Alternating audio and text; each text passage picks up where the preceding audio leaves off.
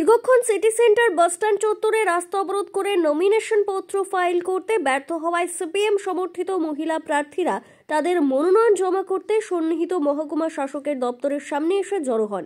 সেখানে মহকুমা শাসকের দপ্তরে ঢুকতে বাধা দেয় পুলিশ। সিপিএম সমর্থিত 33 জন প্রার্থী ও সমর্থকরা ফের এক দফা ব্যর্থ হন মনোনয়ন জমা দিতে। এদিকে 2টো নাগাদ শেষ হয়ে যায় মনোনয়নপত্র দাখিলের শেষ সময়। কার্যত এক প্রকার ব্যর্থ হয়েই ফেরত হয় মনোনয়নপত্র জমা না দিয়েই সিপিএম কর্মীদের। অন্যদিকে তৃণমূল নেত্রী অসীমা চক্রবর্তী জানান, পুলিশ প্রশাসন বিরোধী প্রার্থীদের লাইনে দাঁড়াতে বলেছিল, তা তারা করেননি, উল্টে পথ অবরোধ করেছেন। আমাদের দলের পক্ষ থেকে কেউ তাদের বাধা দেয়নি, হেনস্থাও করেনি।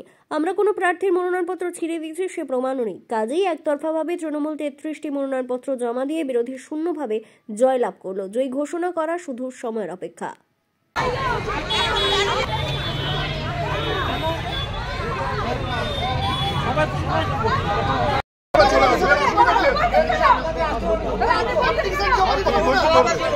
সকাল থেকে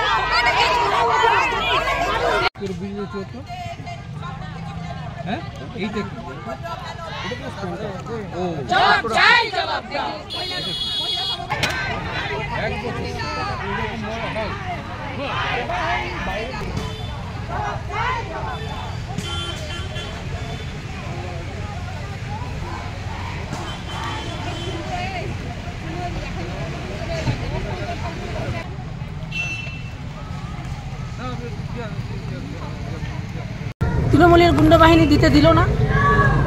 প্রশাসন চুপ করে দাঁড়িয়ে দেখলো, কোনো কিছু করলো না। আমাদের নমিনেশন ফাইল ছিঁড়ে দিল, যারা গিয়েছিল মোবাইল কেড়ে নিল। এই গুন্ডা বাহিনীকে তখন হচ্ছে তৃণমূলের প্রশাসন কিন্তু কিছু করলো না। আমাদেরকে কিন্তু যে আমরা বলেছিলাম পুলিশ প্রশাসনকে যে আমাদেরকে নমিনেশনটা করার ব্যবস্থা করে দিন, সেটাও ওনারা কিন্তু করেন। অনেকক্ষণ রাস্তায় বসে আমরা বলেছিলাম, আমাদেরকে বলেছিল পদ অবরোধ ছাড়তে। আমরা বলেছিলাম আমাদের যাতে নমিনেশনটা করতে হবে সেটা ব্যবস্থা করবো, যে আমরা আপনাদেরকে লাইনে ছেড়ে দিতে পারি, অন্য কিছু করতে পারবো না। কিন্তু লাইনে ছেড়ে তো আমাদেরকে ওরা ওদের যা গুন্ডা বাহিনী, ওরা যা মারধর শুরু করেছে, যা গালাগালি শুরু করেছে, আমরা তো পারবো না। এসডি অফিসে এসেছিলেন? এসডি অফিসে বসে আছি। কটার সময় এসেছিলেন? আমরা হচ্ছে 12:47 এসেছি। আমরা এসডি অফিসে বলছি পারমিশন নেই, তো পুলিশ প্রশাসন ঘিরে দাঁড়িয়ে আছে, আপনারাও দেখতে পাচ্ছেন।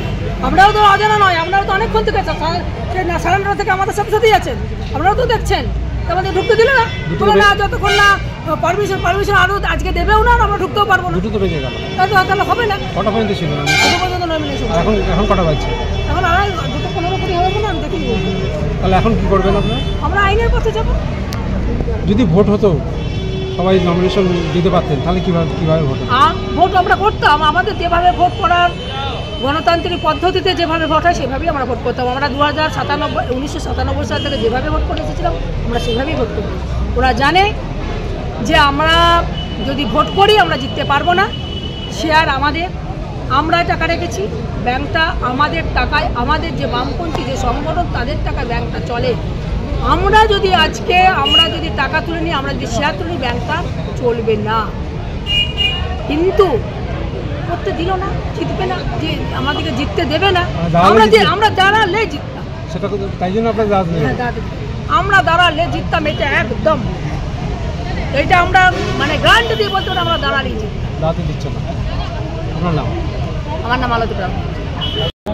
ডিজিটাল এরিয়ার মানে ডিজিটাল মিডিয়ার এটা এখন যুগ, আপনারাও জানেন, সবাই জানেন। আর ডিজিটাল মিডিয়া কত ফাস্ট, তাহলে নিশ্চয়ই ফুটেজ থাকবে কোথাও, যে কোথায় কে কেড়েছে ফর্ম, আর কোথায় কাকে কে ধাক্কা দিয়েছে, হ্যাকল করেছে।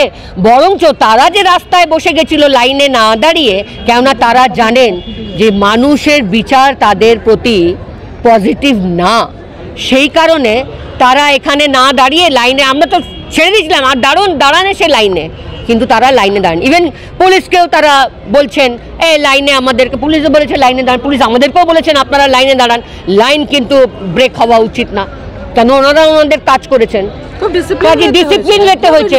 কেন তৃণমূল কংগ্রেস একটা ডিসিপ্লিন পার্টি, আর ওনারা দেখান না, ফুটেজ দেখান যে কোথায় কারা হয়েছে আর কোথায় ওনাদেরকে দাঁড়াতে দেওয়া হয়নি, ধাক্কাধাক্কি করা হয়েছে, কোথায় আসবে তারপরে